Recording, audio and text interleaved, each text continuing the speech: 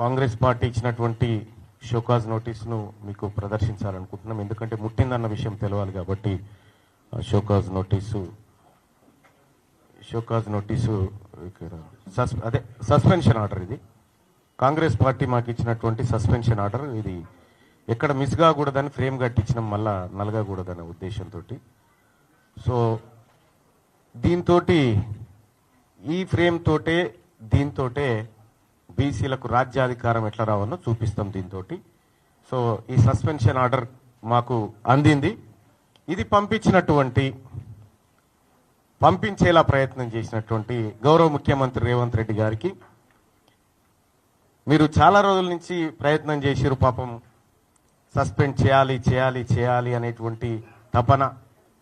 మొన్న కరీంనగర్ మీటింగ్ పోతుంటే కూడా కారు ఎక్కినాక కూడా మళ్ళీ మహేష్ కుమార్ గౌడ్ గారిని రిక్వెస్ట్ చేసి ఈ 1-2 డేస్లో చేయాలన్నా ఎట్లన్నా చేసి అని చెప్పి మీరు తాపత్రయపడుతున్నటువంటి విషయంలో నేను అర్థం చేసుకోగలుగుతా మీ బాధ. ఎందుకంటే మీ దగ్గర ఉండేటువంటి వ్యక్తులు సహజంగానే బానిసలుగా ఉండాలని మీ ఉద్దేశం కావచ్చు, అది సహజంగానే మీరు కోరుకుంటారు. కానీ తీన్మార్ మల్లన్న విషయంలో కోరుకోవడమే మీరు చేసిన పొరపాటు.